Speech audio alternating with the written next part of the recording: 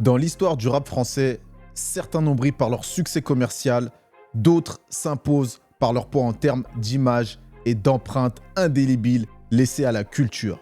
Socrate, alias Mac Tayer, appartient à la seconde catégorie. C'est ce qu'on appelle un roi sans couronne. Son histoire, c'est pas celle d'un rappeur de quartier classique.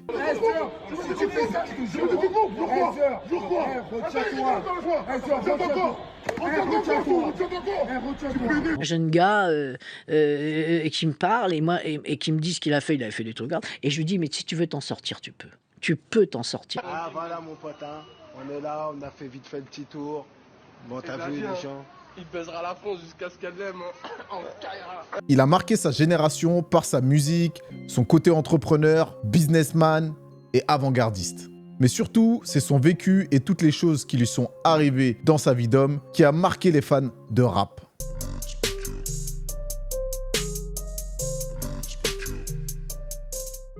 Salut à tous, bienvenue dans votre émission préférée, les speakers. Aujourd'hui, on va parler de El Général, Mac Tayer ou encore Socrate. Vous l'appelez comme vous voulez. Avant de commencer la vidéo, je ne sais pas si vous avez vu, récemment, il y a eu le retour de l'émission de Fianso, Rentre dans le cercle. Et on a vu le premier invité qui était Mac Tayer, freestylé en pétard. Il a tout éteint, il a réalisé la meilleure performance pour le retour de l'émission parmi tous les rappeurs qu'il y avait. C'est lui qui a fait vraiment la plus grosse impression, le plus gros freestyle. Mais pourquoi il rappe aussi bien? Pourquoi ce freestyle il était aussi lourd? En fait, c'est le résultat d'une vie pleine de classiques, mais aussi plein de vécu. On plonge dans l'histoire de Socrate, a.k.a. Mac Tayer. C'est parti.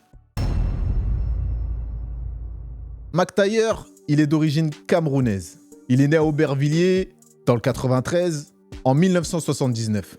À l'école, le jeune Socrate, il est brillant, mais il est réfractaire. Il va avoir des soucis avec les professeurs et il va quitter le système scolaire assez tôt. La rue, elle va devenir son seul horizon. Et le rap, sa seule issue. Alors, sa découverte du hip-hop, elle va se faire par un voisin dont les parents, ils étaient très religieux. Et ce voisin, il va demander à So de cacher ses vinyles de rap chez lui, pour pas que les parents du voisin découvrent ses CD et vinyles de rap. Donc, c'est sur ces disques empruntés à son voisin que va se forger sa culture urbaine. Mais Mac Tayer, il va pas se contenter d'écouter ses vinyles. Il va vite se mettre, lui aussi, à rapper. Avec McGregor, ils vont fonder le groupe Tandem. Mac Tayer, c'est un jeune homme dans une vie d'adulte parce qu'il va devenir père à l'âge où on pense plus à s'amuser qu'à avoir des responsabilités. Cette responsabilité précoce va l'obliger à avoir une maturité dans un environnement souvent chaotique. Contrairement à ceux qui cherchent le hit éphémère, Mac Tayer, lui, il mise sur la longévité. Il était très proche de Mike d'Organize. Organize, c'est un groupe qui a tout pété à l'époque, dans les années 90, aux États-Unis. Le groupe Organize, il était vraiment big. Il a sorti des hits aux States, même connus mondialement. Mais il faut savoir que Organize, c'était des Français. Et tout le monde les prenait pour des Américains. Et lui, Mac Tayer, il était proche d'un des membres d'Organize, qui est Mike. Et ce Mike, il a beaucoup aidé Mac Tayer dans le financement et dans la production musicale. On ne peut pas parler de Mac Tayer sans parler de McGregor. Ils ont créé le morceau le plus impactant du 93. En 2005, le titre 93 Hardcore, il explose tout. Tout le monde veut s'allumer, tout le monde veut se la mettre. C'est la fin des haricots, y a plus de lové. Levez les bras si vous êtes fort. Ma banlieue nord fait des gros sous, pourtant nos mains sont dans la boue. Plus qu'un morceau, c'est un séisme culturel. Tandem, il signe le portrait d'un département que la France craint, le 93. La Seine-Saint-Denis est le département le plus pauvre, mais aussi le plus criminogène de France. Vol, trafic de drogue, assassinat, viol, toutes les affaires passent par le tribunal de Bobigny. Tu vois, nous, comme je te dis, tu vois, dans Baiser la France jusqu'à ce qu'elle m'aime, c'est pour te réexpliquer. Pour nous, ça voulait dire que on veut avoir une vie telle que nous, on la conçoit, pas telle que le système la conçoit pour nous. Parce que le système, il a tendance à croire que, vu qu'on est né dans les cités, on est fait pour des jobs précis, pour un destin précis et pour un niveau de vie précis. Et nous, c'est pas ça. Le niveau de vie que je veux, je l'aurai. Le succès, il va être massif. Il va valider leur statut de porte-drapeau d'une France oubliée. Une chose que les plus jeunes d'entre nous ne savent pas, À l'époque, ce son 93 hardcore, on l'entendait dans toute l'île de France. On l'entendait pas seulement dans le 93, on l'entendait dans le 75, le 91, le 92, le 9-4. Je ne vais pas vous faire tous les départements d'Île-de-France, mais on l'entendait dans toute l'île de France. Et voire même dans la France. Pourtant, dans le morceau Tandem, donc McTayer et McGregor, ils disaient bien 93 hardcore. Ça montre une chose, que peu importe ce qui est dit dans la musique, si l'énergie est bonne, si le son est bon, si on ressent l'authenticité d'interprétation des artistes, bah ça parle à tout le monde. Donc le duo Tandem, il a fait un seul album sous le nom de groupe Tandem. Et cet album, il s'appelle « C'est toujours pour ceux qui savent », sorti en 2005. Ça a été un très gros carton pour du rap pur et surtout à une époque où le rap, il était vraiment pas à la mode. Tandem, ils ont également fait des maxi et des mixtapes avant, mais le seul vrai album, c'est celui-là. On a beaucoup fait parler de nous parce que bon, on était un groupe à polémique avec notre titre 93 Hardcore. Je crois que c'était un des premiers clips où tu voyais les gens tirer ou des trucs comme ça. Et puis voilà, quoi, on a fait notre parcours. Entre-temps, on a fait des albums solo, on a fait des petits trucs, tu vois. Et justement, pourquoi une fin alors? Parce que je préfère rester sur une victoire que sur une défaite. On ne sait jamais aujourd'hui, on n'a plus les mêmes points de vue, on n'a plus les mêmes choses, on ne se voit plus d'ailleurs. Donc peut-être si on se remettait à refaire un album parce que voilà, nanana, peut-être que ça serait plus le même truc que la première fois, donc c'est mieux d'arrêter. Mais c'est pas du tout un clash envers McTayer ce que tu dis. Non, rien du tout. Parce qu'aujourd'hui les gens ils aiment bien polémiquer sur internet. Qui polémique, frère, qui polémique, mais ça n'a rien à voir du tout. C'est frère, on est des trentenaires, on n'a plus le temps de faire les zoulouteries pour rien, tu vois. Aujourd'hui, si je fais un tandem, je le fais pour moi, mais comme j'ai pas envie de le faire, voilà, stop. Mais quand je vous dis qu'on peut pas parler de McTayer sans parler de Tandem, c'est aussi par rapport à ce qu'on appelle la trilogie. Musicalement, ils vont réaliser un tour de force avec la trilogie. À titre personnel, je pense que c'est le plus gros chef-d'œuvre en termes de synergie, de vidéos, de musique, d'histoire, de storytelling et de réunion d'artistes de très grands noms. Je vous explique brièvement la trilogie. C'est 3 morceaux qui racontent le parcours d'un mec qui va mal finir avec McTayer en personnage principal. Donc les 3 morceaux, ils vont être clippés. Le premier son, il s'appelle « Un jour comme un autre ». Et dans le clip de ce morceau, on peut même voir apparaître Booba. Putain, laisse tomber, mon met une peine, mon frère. Elle rigole même plus, ils allument les juges. Laisse tomber. Le deuxième morceau, c'est « Frère ennemi », où on voit McTayer s'embrouiller avec McGregor dans le clip et dans le morceau tout court. Le troisième morceau, et c'est celui qui a fait le plus grand bruit et qui a le plus cartonné, et c'est là où il y a eu la réunion de plein de stars. Le troisième morceau, c'est « Le jugement ». Il y a eu toute la crème du rap français de l'époque sur ce morceau. Et ils sont pas venus juste rapper, poser un couplet. Ils ont réalisé des performances vraiment qui sont marquées dans l'histoire du rap français et qui sont à souligner encore à l'heure actuelle. Parce que dans ce morceau, il fallait pas juste écrire son meilleur couplet, il fallait écrire un couplet en rapport avec l'histoire de la trilogie. La mise en scène de ce morceau, elle est magnifique. On va voir apparaître des grands noms comme Diams, comme Tunisiano, comme Kerry James. Diams, elle va être en juge. Lino, il va apparaître comme un témoin.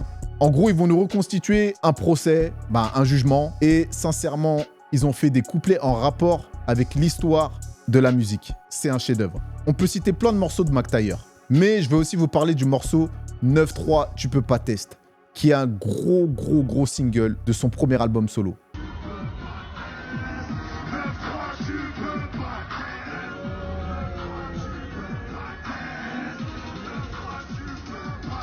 Socrate, c'est pas seulement un rappeur, c'est un fédérateur. C'est un architecte capable de mettre les égos de côté pour l'histoire du mouvement. McTayer, il va comprendre très tôt que pour durer, faut posséder. Il va créer ses propres structures, il va investir et il va refuser de se plier aux diktats des majors. Il incarne une vision stratégique du rap. L'autonomie économique, elle est la seule garante de la liberté artistique selon lui. Socrate, il va installer un studio d'enregistrement directement dans sa cité. C'était ma volonté, personne ne m'a rien demandé.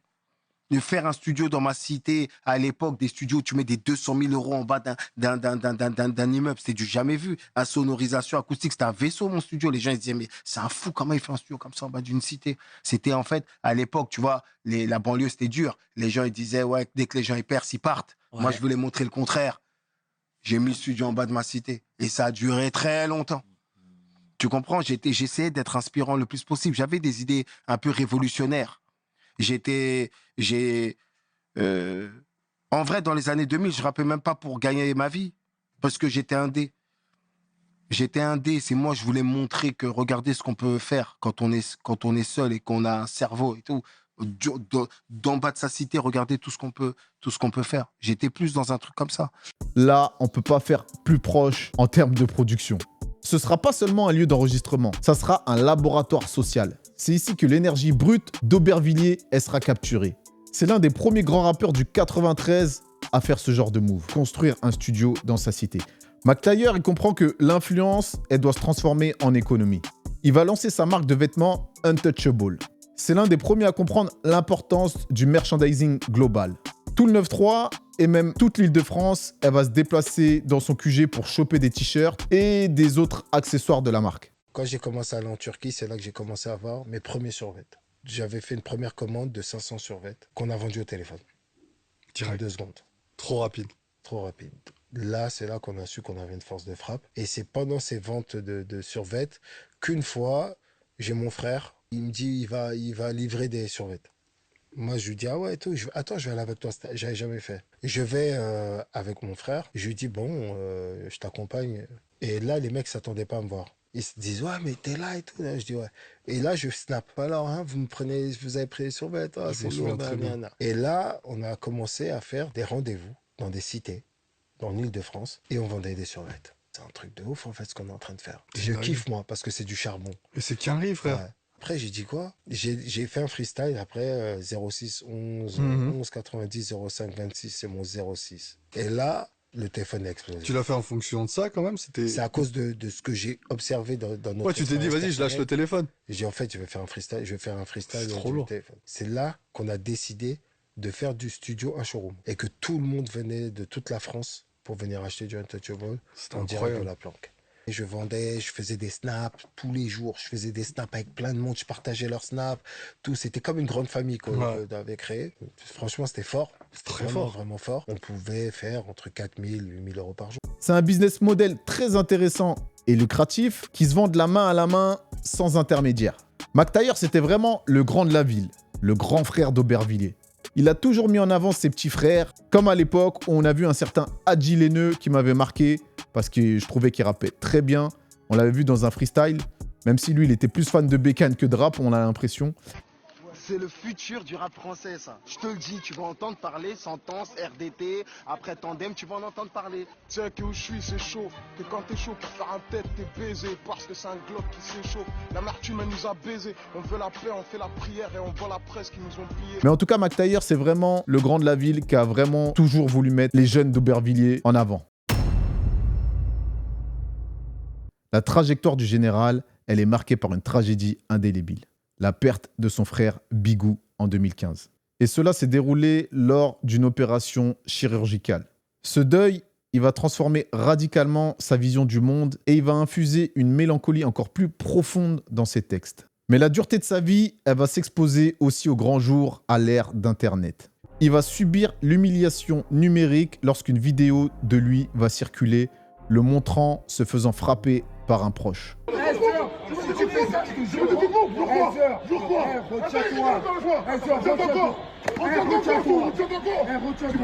Pour beaucoup, à ce moment-là, Mac Taylor, il a perdu son statut du général. La figure du 93 avait été vue dans une position de faiblesse. Et ça, c'était impensable pour un public où la street crédibilité, elle compte plus que tout. Genre maintenant, il me manquait 2 € pour manger. Maintenant, moi, je le vois, il vient, tout ça, genre, il est à côté, tout ça, tu vois. Je lui dis, rien de pote, il me dit quoi? Ouais, t'es mal, Mac Taylor, tu sais, là, je sais pas quoi. Alors, je dis quoi, moi, dans ma tête, bien sûr, attends, je vais lui demander 2 €, manque 2 €. Mais t'es un ouf, toi, tu vas lui demander. J'étais fou, quoi, attends, je vais lui demander. Alors, je dis, ouais, Mac Taylor. Après, il me regarde en mode énervé, tout ça. Je regarde, je dis, t'as pas 2 €, s'il te plaît? Alors, je dis quoi? Bam, bam, il me sort 20 €, il me les donne. Quand j'étais dosé de ouf, voilà. Ah ouais. Ah, tu sais que je me rappelle même plus. Je suis à la base, pour me retrouver là où j'étais, c'est que je suis parti pour aller le voir, pour arranger des histoires avec des gens. Quand je vais pour parler avec lui, Je parle au début avec lui, je m'attends pas, moi je suis là. Boum, boum, boum, boum. Tellement je réalise pas, c'est pour ça que dans la vidéo, tu me vois en train de lui parler, parce que je lui dis, est-ce que tu te rends compte de ce que tu es en train de faire? Tu te rends compte de ce que tu vas m'obliger à faire? J'ai un vécu. Me voir dans cette posture, c'est des choses que les gens ne peuvent pas accepter. Moi, le premier. L'équivalence de ce qu'il m'a fait, c'est comme s'il m'a tiré 7 balles dans le corps. Tu sais pour quelle raison? Parce que pour réussir à ne pas succomber à son ego, pour l'ensemble, ça peut te rendre malade. Parce que quand ton cœur se noircit, tu peux devenir malade après physiquement. Donc pour moi, c'est comme s'il m'a tiré dessus. Grâce à Dieu, jusqu'à maintenant, j'ai réussi à me maîtriser. J'espère que ça va durer. J'espère vraiment que ça va durer, que je vais réussir à garder le self-control. Il faut, frère. Alors moi, je suis entièrement aligné avec ce que Mac Taylor vient de dire dans cette interview.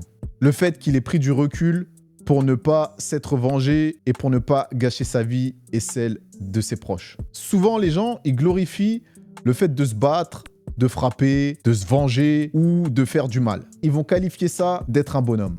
Mais pour moi, il faut comprendre une chose. Il n'y a rien de plus facile à faire du sale, à ramener une équipe. Je pense que ce qui est justement difficile, c'est être intelligent, prendre sur soi, prendre du recul et ne pas faire justement ces actes pour ne pas gâcher sa vie sur un coup de tête. Après, on ne sait pas de quoi est fait demain. Comme il dit dans un de ses sons, la vengeance est un plat qui se mange givré. Dans le même temps, une autre polémique qui sera confondue par les gens avec justement l'histoire de cette altercation, eh ben, c'est le clash avec le jeune artiste d'Aubervilliers qui s'appelle Rémi. En fait, Rémi, c'était son ancien protégé, entre guillemets. Et Rémi va prendre la parole publiquement sur Internet pour descendre vraiment, mais vraiment descendre Mac Taylor. L'artiste nous a interprété un son en direct sur une radio dans lequel il dénonce les agissements de son ex-grand frère et manager Mac Taylor aka Socrate. Dans ce son, il l'accuse de l'avoir volé et de ne pas l'avoir mis en avant lors de festivals et de concerts, ce qui a causé son oubli ces derniers temps. Cependant, le général du rap français, ex-membre du groupe Tandem, a répondu à ce clash en se défendant de ne pas être le manager de l'artiste, mais d'être seulement un intermédiaire entre lui et la maison de disques. Seulement, dans la vidéo, l'artiste se contredit un petit peu louche cette histoire qui va être difficile à démêler, car on sait très bien que dans le rap, il y a de l'ego des deux côtés, surtout quand il y a un clash sur la voie publique. Et là, je tombe de haut, tu vois. Je tombe de haut. Et en fait, quand tu tombes de haut à ce moment-là, tu comprends plein de choses. Plein de choses. Et tu remets l'œil sur tout, tu vois. Tu dis, ah, donc ça, c'était pour ça, donc ça, c'était pour ça. Donc quand tu me disais ça, c'était pour ça. J'aurais dû produire une Kaira, et pas un mec comme lui. Parce qu'une Kaira ne peut pas être aussi ingrate. Ça n'existe pas. Parce que si c'était pas moi, il ne serait pas là aujourd'hui. Et que je le vois. Oui, des gens m'ont dit que j'ai signé un contrat de merde. Mais, t'as vu quand tu fais du foot, t'as vu quand t'es sur un rinté, t'as vu quand tu rentres dans une entreprise, tout. Tu rentres à la hauteur de ta stature. Tu signes des premiers contrats, des contrats à la hauteur de ce que tu vaux. Ça fait très longtemps qu'on travaille plus ensemble et tu mets mon nom pour dire oui, on m'a fait ci, on m'a fait ça. Tu fais le miskin, tu fais les stratégies de raciste. Parce que tu sais que c'est grâce à moi-même que tu t'appelles Rémi. Tu n'osais même pas t'appeler Rémi, tu t'appelais Rems. Rémi, c'est moi qui lui ai dit tu vas t'appeler Rémi. C'est une stratégie de fou. Et derrière, tu appelles la fille de la gardienne. Tu fais les stratégies des gens qui appellent le 17. Et tu peux pas jouer avec ça. Un vrai mec de cité que j'aurais produit, il n'aurait jamais fait ça. Là où d'autres auraient sombré sous le poids du bad buzz, Mac Taylor, il va rester droit. Mac Taylor, il a aussi côtoyé le fameux Doudou Cross Bitume. C'est une figure d'Aubervilliers connue pour ses exploits en bécane, mais surtout, plus récemment, connu pour son implication dans le cambriolage spectaculaire du Louvre. Un voleur du Louvre est une légende du cross bitume. Abdoulaye N a été arrêté après le casse du Louvre, dont tout le monde a parlé. Les policiers se sont rapidement rendus compte qu'il était déjà connu des services, notamment pour de nombreux délits de la route. Le père de famille, âgé de 39 ans, était ultra connu à une époque sur internet sous le nom de Doudou Cross Bitume. Pour les fans de compète, c'est une icône de la discipline. Originaire d'Aubervilliers, ses contenus avaient fait le tour du monde il y a 16 ans, faisant de lui une véritable référence en France. Du studio de la cité aux tragédies personnelles, des succès commerciaux aux humiliations filmées, Mac Taylor, il a tout vécu. S'il est encore là, c'est pas parce qu'il a évité les coups, c'est parce qu'il a appris à les transformer en expérience. Le général, il bat jamais en retraite. Il observe, il apprend, il dure. Mac Taylor, c'est une figure du rap français. Il est respecté par les anciens pour sa droiture et validé par les plus jeunes pour sa pertinence technique. C'était les speakers. Merci à vous. Je vous dis à très bientôt. Bye bye.